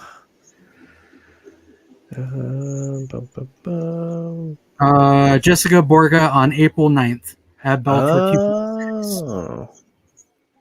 All right, I'm not mad at that. I like that fight. I'm just really happy that Toledo Nogueira's back, to be honest. She hasn't fought since the Bud loss, has she? Or no, she fought Meal. She fought Jessie Meal. Oh, Jessie Meal. Yeah, whatever that her was name is. A little bit ago. The chick that hates Drake. Yeah, she hates me for an unknown reason. Still have no idea why I'm blocked by her. Didn't even know about her until I found out I was blocked by her. So that was funny. It had to be something about no idea. Like Felicia Spencer or something like that. You know, like maybe she got mad that I interviewed Felicia. Or I have no idea. Yeah. Who knows? But anyway, last bit of news, as I was saying. Back to the UFC, you guys, and did we get a better matchup out of an injury or what have you, Steve? I think so. So Jeon Kim is out, and Mayra Bueno Silva is in to face off against Polyana Botello. I like this fight. I'm here for it. Brazil versus Brazil. We don't see that very often. And happy birthday again. Oh, happy birthday. Yay. Steve's birthday. Love that. So. Love this. Yeah, I like this fight, man. I really do like this fight. Yeah, and I liked the G on Kim versus Polyana Botello fight as well, and we don't know, at least I didn't see why Kim is out for this, but of course I don't think they said. I don't think that they said. I looked to see if I can find something. I can't find. Oh, good. Why? Oh, good. Hopefully, wishing her all the best, though. Of course, Kim she always is. It's so far out, though. It's weird. It's far out. You know, I don't know why. I don't know why. Makes you think injury. Yeah, unfortunately. But yeah, Mayra Bueno Silva stepping in, which isn't a bad, replacement by any means. And how funny is that both Bueno Silva and Montana, who just fought to that draw, they get new fights here in the same time frame. Yeah, I think this should be very fun. I think that, they match up very well together and will bring the heat no matter where the fight goes. Bueno Silva, of course, can let the hands go, I think, and Poliana Botello likes to throw down as well. So, yeah, this should be a very fun matchup. Then if it goes to the ground, I think that we could see things kind of go all over the place. Give the edge to Bueno Silva, of course, at least in terms of submission ability, but Poliana, could maybe surprise us as well. But yeah, I think that is definitely a very fine and fun replacement fight. So, speaking of fine, Poliana Botello. Speaking of fine, but yeah, not mad at it. And Moni coming in here. Yeah, talking about Arlene Blanco. Yeah, I mean, I don't know what they're doing with Arlene Blanco. I don't know if it has to do with her not being in America or whatever. I don't. So far away, no idea. Same with Janae Harding. What the hell is going on? What the hell is going on? Yeah, I don't know. Who knows what's up with that? And this is very random, but I think it was like last week or something. I had a dream that Bellator, I guess this is kind of right in line with them being silly with the featherweight division. I had a dream that for some reason Arlene Blanco got an instant rematch against Cyborg. Cyborg? And I was like, what is this? Like, why would this happen? So that was something. Nobody wants to see this. No, this is not something that. Nobody wants to see that at all. Not yet. Not again. Yeah. Rue coming in here about this matchup. Who has the advantage at range with this fight? At range, I think it's Botello. I mean, in terms of their actual lengths that they have with, what they have, I think that Botello should be a little bit longer, but I don't know. I don't have the stats on their height and reach and all that up, but who uses range a bit more effectively, though, in terms of just, with their skill set, I think Bueno Silva might be a little bit better, but yeah, that is a good question, Rue, because it is, because of those aspects, assuming we're right about Botello having. Okay, so they're even with the reach. Oh, okay. 7 for Botello, 6.5 for Silva. That's a squash. Yeah. Yeah, well, I think that it's safe to say that Bueno Silva's probably better in tight too. So if she gets in the clinch, she'll be looking to deliver some elbows in there. That'll be fun. Some knees and all that good stuff. But I agree. I really just don't want to see Botello's pretty face get wrecked. Well, she might be in trouble. We'll see. Who knows? And Ghost chiming in with an off-topic question for Steve. So Ghost Phantom sent a picture of Izzy fake peeing on the monster emblem as he walked into the cage. What fight was that, Ghost Phantom? He sent it to me on Twitter, and it made me laugh. Fight or something. I don't remember. I feel like it was one of his. I don't know. He really just hasn't liked Monster for a very long time. The guy knows. The guy knows what's up. I loved it though, Ghost Phantom. I love stuff like that. I like to laugh. Yeah, Steve doesn't pull any punches. So. All right, that was the news, you guys. A whole lot to get through. Yeah, there was a lot of news, man. Plenty. And as we mentioned, we did lose the Randa versus Luana this week, but we still have 2 fights on UFC 260. Unfortunately, won't be there as planned, of course, because I am sick boy. And oh wow, Ghost says it was his UFC debut. I knew it was one of those earlier fights, but so long ago. Right in the beginning there. So funny. He had a beef with them from the very beginning. From the jump. Yeah, it must have been from prior to UFC days. Right. His kickboxing days, maybe. Very possible. So, but all right, you guys, UFC 260 this week, as we said, and we're kicking things off with a fight that was supposed to happen already, but it has yet to happen. So here we are, flyweights. Jillian Robertson and Miranda Maverick. I think this is the third time. Yeah, I think so. Yeah, I think you're right. Second at least, at the very least. The second, yeah. But I think it's the third. Who do you have winning this fight, Trig, and how? Well, I feel pretty much the same way about it as I did the first time. So Miranda Maverick is going to finish this fight in the third round, I think, TKO.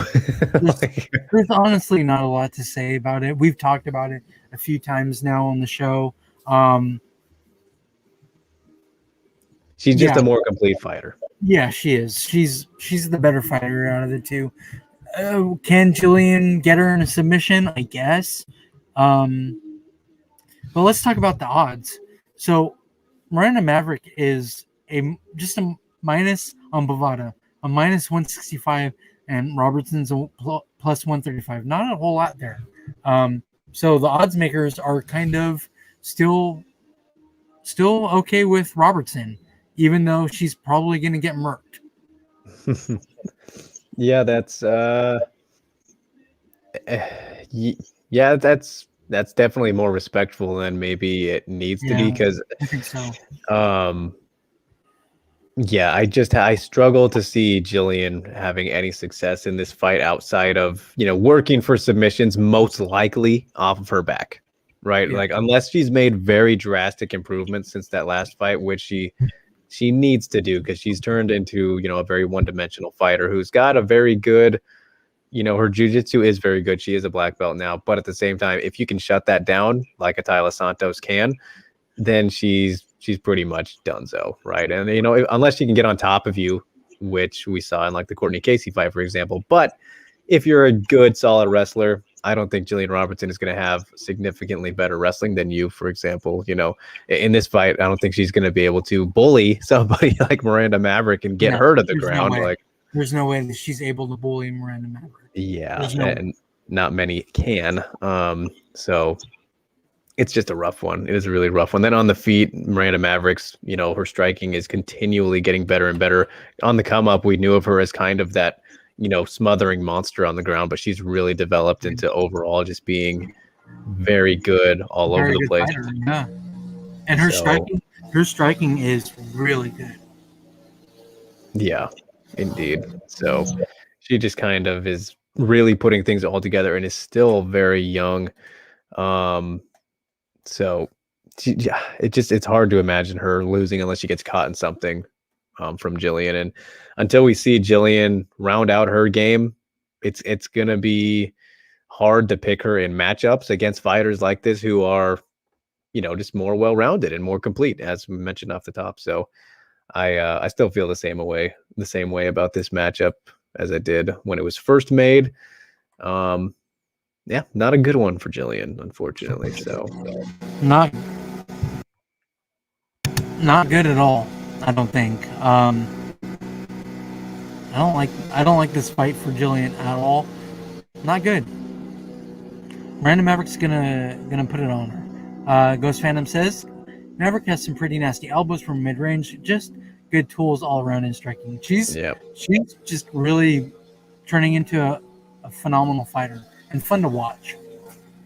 Yeah, she's kind of like a fighter that fans can enjoy. She's enjoyable to watch fight. No, she always has been, Steve. Come on. Yeah, but I mean, she's fairly new to the UFC, so not everybody watches Invicta. Yeah, right. And it's funny because, like, what I was saying earlier about that ONeill and the ONeill and Procopio matchup, it's like there's similarities to that in the sense that this is Maverick's second fight as well, but like there's levels to the development process, right? And Miranda Maverick is somebody who has really really shown to develop quicker, and she's just shown us a lot more. Like, we've seen more. There's more evidence to what she brings to the table than in comparison, with that one, and where we're all at here, and how the comparison though to make between those matchups is like, this is both different cases of rushing and kind of maybe how to do it properly and improperly. So we'll see how it turns out, I suppose. But Jimmy chiming in here once again. Yeah, Jimmy says we see that basic techniques can shut down good jiu-jitsu in MMA. We saw that in the Virna and Dern fight. Jillian doesn't even have that good of jiu-jitsu. She's decent. Well, I mean, she's good enough to get with the most submissions by a female of all time. So yeah, but also her opponents. Look at her opponents. Yeah, fair enough. Fair enough. But Moni says Arlene did not show. Crying emoji. I know that's your girl, man. I'm sorry. We were all sad to hear that. Yeah, indeed. So, all right, how do you think Miranda gets it done? Oh, dude, she's ground and pound. Yep. It's a wrap in one or two. I think I would be shocked if it goes to 3. Ooh, all right, dude. She's gonna fucking put it on this girl hard. Like, it's gonna be bad. Jillian might get bloody. Like, her face might match her hair. I knew you were gonna say something like that. You know what I mean? It might be bad, man. It might be bad. Yeah, very possible and probably likely. So, just glad to see Fear the Maverick back out there. Losing the opportunity the last time. So, Jimmy said, for me, it's elbows from the clinch for Miranda Maverick. Yep. She's got plenty of those to go around. So. She's a little monster, man. Yep. Monster Maverick. Maverick. All right. So Steve and I agreeing on that one. I think most people probably will. But all right, let's get to the next bout, and I'm excited for this one as well. And before I click on this here, you're gonna laugh because Jessica Penne, for some reason, is zoomed in like she's huge on the UFC thing. So here we are. Whoa. She's all forward for some reason. That's odd. Yeah. So yeah, Jessica Penne versus Hannah Goldie in a strawweight fight. Jessica Penne hasn't fought for a while now, huh? How long has it been for Jess? Since 2017, dude. My goodness, that's a long time. Yeah. And then Hannah Goldie on the other side, and she hasn't fought since 2019 either, when she lost that Granger fight. So she didn't fight in all of 2020? Nope. She was supposed to fight Loma, but then she got injured or whatever. That's right. Yeah. So, it's kind of surprising that she didn't fight in 2020, though. Yeah. I mean, I don't know exactly what it was that happened to her. I know, shout out to James Lynch. Of course, he talked to her before this fight. He talks to everybody before their fights. So he spoke to her. Maybe I'm sure she kind of clarified what happened with the whole year and everything. But it was an injury of sorts, I believe, that kept her out for all this time. And then as for Penne, she did have some injury stuff earlier on, a couple of years ago, before then the USADA suspension happened and all that, even though she ended up getting her name cleared, which is just so silly that, USADA be forced to sit on the sideline like that. USADA sucks. Yeah, they're good but annoying. They're good but annoying. They suck. They literally fucked Nick Diaz out of like 5 or 6 years of fighting. No, they didn't. They wanted to. They didn't, but they were gonna. You just smile. And look, now marijuana is okay. Yes, as it always should have been. But as for this matchup, Steve, it's two fighters who are coming back off of layoffs and for very different reasons, obviously. And one is far superior in experience compared to the other. It's prospect versus veteran at very interesting stages of their careers. You know, Jessica Penne was going to retire because of the USADA stuff. Right. And, right. You know, I want to see where she's at. You know, like we haven't seen her. And you said 2017. That's a long fucking time, man. A lot has changed in women's MMA since 2017. Like, can she keep up with this young girl in Hannah Goldie, this up and comer? You know? Yeah, I mean, this isn't exactly a great comeback fight for Penne. Maybe that's what the UFC's like. You know what? We're gonna get rid of this girl and get her the fuck out. You know, I don't know. I don't know what UFC's thinking with this, you know? Yeah. I don't know. I think it's pretty solid matchmaking here. It's all right. With all things considered, you know. We just don't know where Jess is gonna be. Yeah, exactly. That's just kind of, you know, John's still hanging out here. Good to see you, buddy. Thank you. You know, it's hard to pick because of what Steve is saying. And because of that, though, it's like, yeah, you're still looking at Jessica Penne, who's been around for so long and just a veteran. These veterans, like, it's a safer pick to go with them in this kind of situation because of you have seen more, you have more to go off of and believe in them about, right? Like the sample size, much larger. And, you know, if anybody is going to feel ring rust, you would think that it would be somebody who is younger and hasn't fought as long. And in the case of Penne, being around the guy who, you know, ring rust cannot harm whatsoever, Dominic Cruz, you know, like I think that being around that mentality and everything, that'll definitely help, you know, just preparing with him and what have you in that regard. Of course, we'll still see how she shows up. But if we want to look back to her last fight against Danielle Taylor, which I think most believe was, I don't know about a robbery, but a lot of people thought that she should have won that fight. And in terms of size, you know, Hannah Goldie is not the same size as Danielle Taylor, but, you know, closer, kind of smaller in length and stature and what have you. And Jessica Penne is, you know, she's not super a huge strawweight by any means necessary. Of course, used to fight at atomweight, but in terms of length, she will have the advantages there. And the experience edge, as we said, I don't know, man. I just think that if Jessica Penne, she looked a lot better in that loss against Danielle Taylor than in the fights before that. Of course, to Jessica Andrade and Joanna. Crazy to think about, like, the jumps there and level of competition. So if she shows up looking the way that she did, you know, in 2017 in that last fight against Danielle Taylor, and what we know that she is capable of, like fantastic submission ability, great jiu-jitsu, grappling, just, you know, her overall flexibility with her grappling is always something that stands out. You know, she can get out of a mount from, you know, throwing her legs up and she'll get you, surprise you there.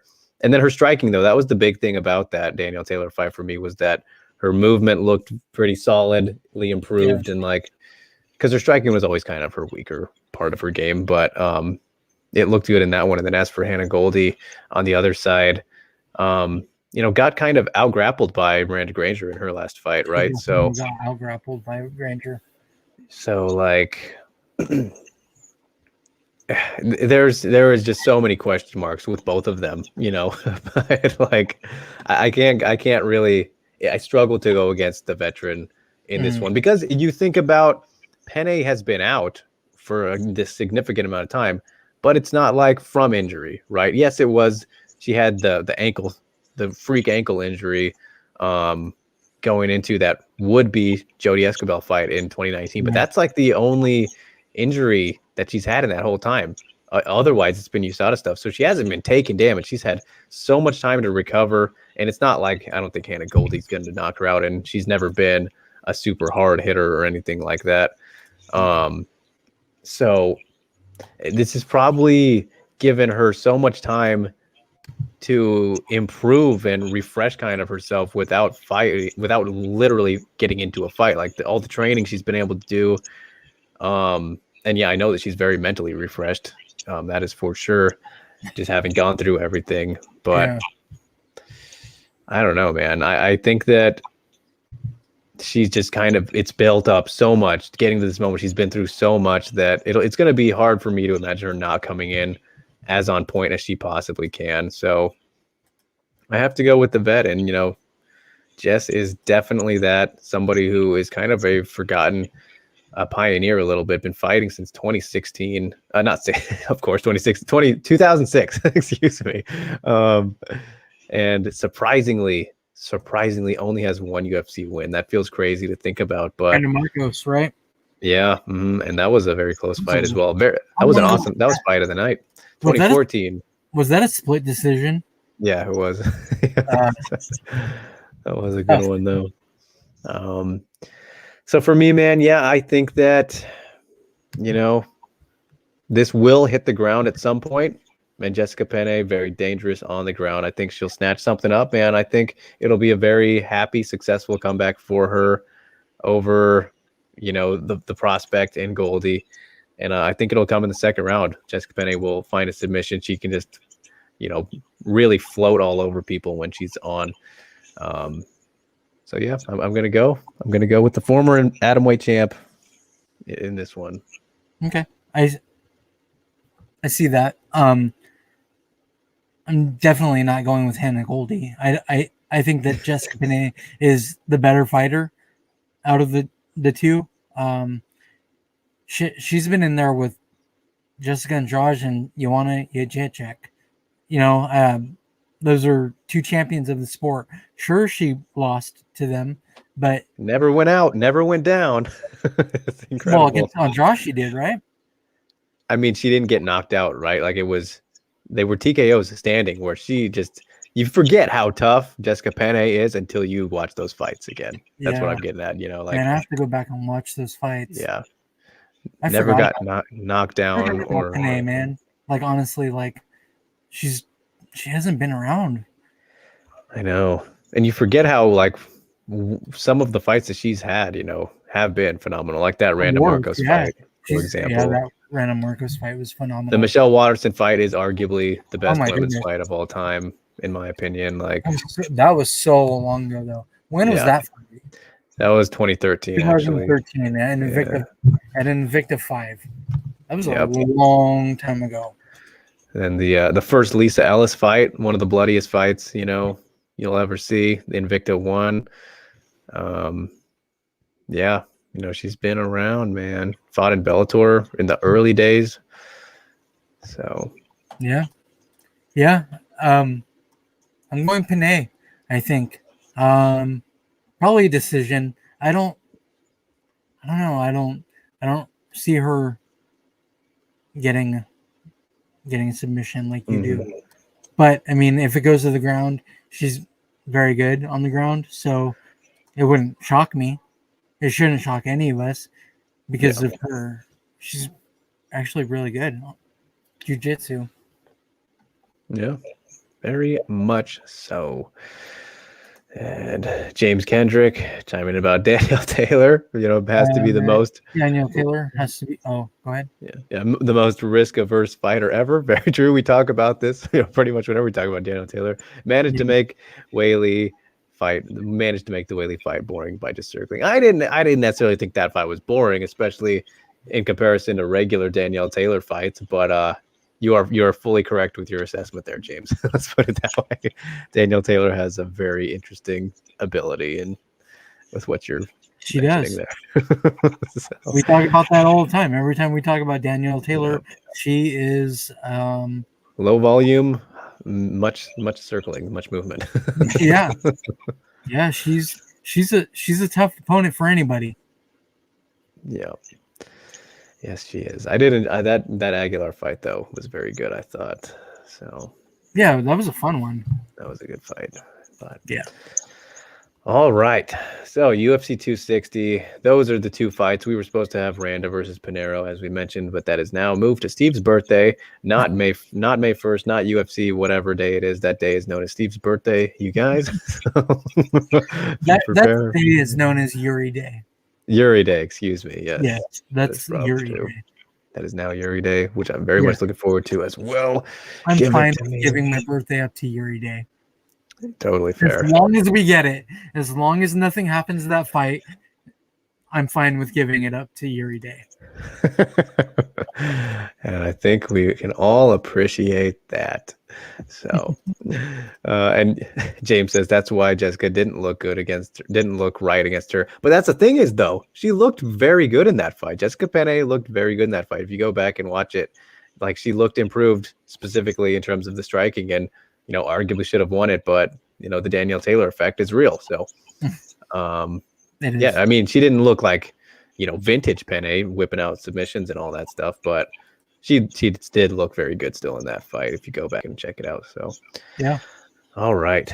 Steve and I both agree on the winners for this weekend. Different methods, but same outcome overall.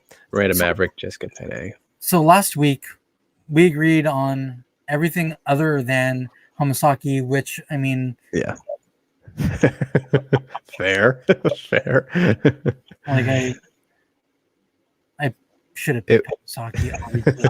I mean, it was a head versus heart decision for Steve. It was. That's literally what I said last week when I went for my pick. But this week we're back on the train where we don't go against each other like normal. We just have different ways of the fights going. Other than Maverick, we both picked Maverick to win ground and pound. Ground and pound, yeah. Penne, you have her winning by some kind of submission. I don't, but I wouldn't be surprised. Yeah. Just happy. I'm just really happy for her to She's be back. Gotta be happy for herself, man. She's had a long couple of years, man. Yeah, and I'm sure that she feels like she's still not out of the woods just yet because of what the Escobar fight got canceled like the day before or whatever it was, like 2 days, whatever it was when she rolled her ankle. Like, she's got to be probably, and I've been chatting with her a little bit in the last couple of months ahead of this, and like, yeah, she said she's just been super zoned in, and it's a very big deal for her to be able to get all this time back. That's really how she's looking at this. So I'm just happy for her to have everything hopefully behind her, for the most part going forward, finish out her career on a good note.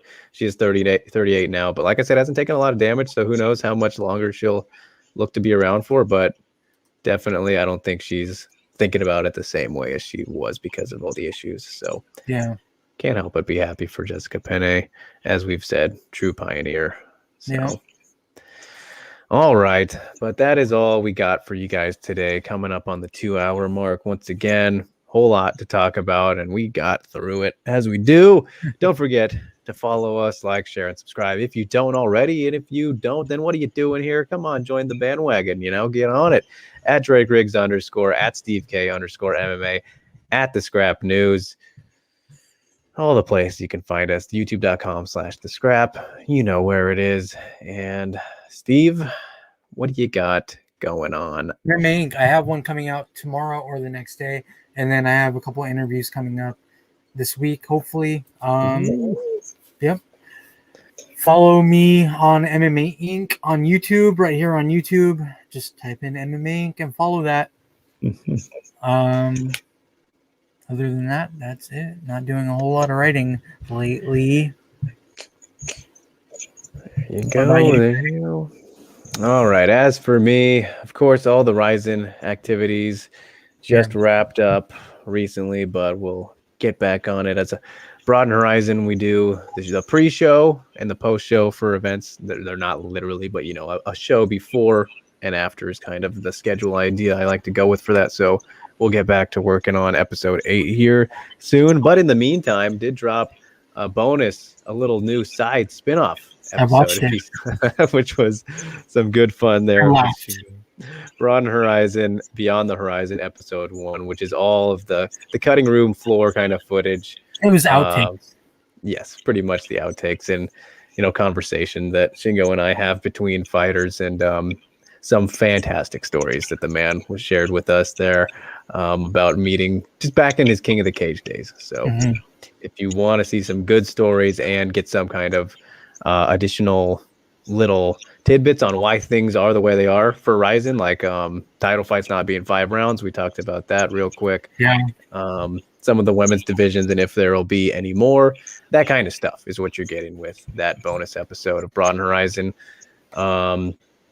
So yeah, and then of course working on some other interviews and projects as I spoke to the boss lady Shannon Knapp last week. And as I mentioned earlier in the episode, big Invicta news is coming out tomorrow, you guys. The new era. You will get the news on that coming out publicly, announced, and get hyped, everybody. It is going to be, it's very, very exciting, and I did not expect it to be this exciting. So I'm excited, Steve. Are you excited? Excited. It's good stuff. The future of Invicta is looking bright. So MMA in 2021. Invicta is a bright, should be bright as it is. It's okay being off of Fight Pass, I think. Yes. Yes, it will be. It definitely will be that. And you'll see. You will see tomorrow. It's going to be exciting, you guys. But other than that, of course, I'm unfortunately not going to UFC 260 this week because I got the virus. So here we are. Shit fucking happens. It sucks. But we will be back for UFC 261 unless I catch it again. But I don't know if that's likely. But I think I'll be okay. You can, but yeah. And that's a full month from now. So I'll be back for UFC 261 in good old fun Florida. That'll be a silly old time. But other than that, yeah, just always doing stuff with the Body Lock and what have you. You can find all my stuff on Twitter, as we said already, at @DrakeRiggs_. But I think that's about it. So we got one more question, don't we? We had a couple fights to talk about. Remember? Oh, right. Yes. On Friday night, Vanessa Demopoulos and Cynthia Arceo. They're gonna fight on Friday night at LFA 103, and then on Thursday night, Amanda Serrano. Y'all might know her from Combate Americas. But she is a 7-division women's boxing champion. She is the WBC World and WBO, I think, World Female Featherweight Champion, and she'll be taking on Daniela Bermudez on Thursday night. Thursday night for us, Drake. I know you love boxing, so you should tune in. Amanda Serrano on Thursday night. If you say so. All right, but other than that, take it away, Steve. Let's give the good people a good old send off as we do here. All right. So, thank you all for coming and hanging out with us, talking with us. As I say every week, without you guys, there is no Drake and I. We would just be talking to each other, and that's no fun.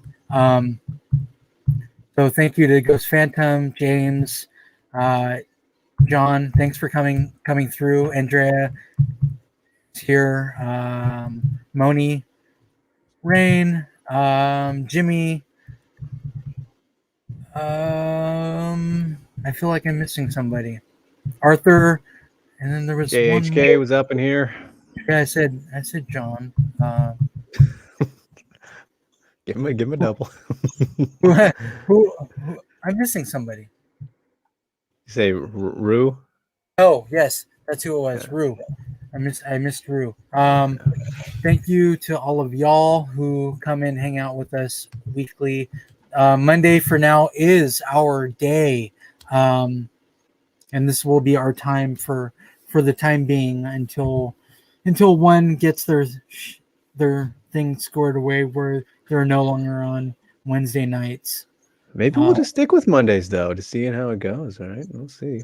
Yeah, I mean, I I feel like we did Mondays before, didn't we? Contender Series. Well, Contender Series, Yeah, maybe. something like that. Maybe. And it kind of worked for us. Yeah. Oh, and then Rue came up with a last second question. Let's answer that really All quick. right. What do you guys think of Valentina downplaying Weili? I didn't see this. What'd you say? I didn't see it either. I don't know. I don't think that Valentina takes anybody seriously, to be honest. She doesn't take Amanda Nunes seriously. Yeah. I mean, I guess she's in a position to do so, I suppose. And yeah, I mean, she goes out there and she does what she does, and she hurts people, and I mean, she expects that in every fight. Not sure that would happen against Weili because she is a down as fuck champion. yeah. I guess to give a proper answering to you, Rue, you know, her downplaying Weili is kind of a thing like, well, you know, why worry about or even talk about this person who's in a different division below me, you know, like. Well, she's talking about her because she's probably bored in her own division. She's cleaning it out, you know. Oh, and well, he adds that this is what she said, which she said this because she fucking trains with Rose, of course. She says she's not elite. Rose beats her easily, and people just eat it up. Well, people eat up anything the Valentina Shevchenko says, and Weili doesn't talk. So if Weili talked a little bit more, then maybe we would get something out of this. But surely. This is nothing for now. Yeah. Until Weili comes and beats Rose or something like that, you know, then we might be able to talk a little bit about Weili and Valentina fighting, possibly. We'll see. But all right. Other than that. Until next week. Thank you. Thank you all for hanging out with us. See you guys next Monday night. Until then, stay safe and stay healthy.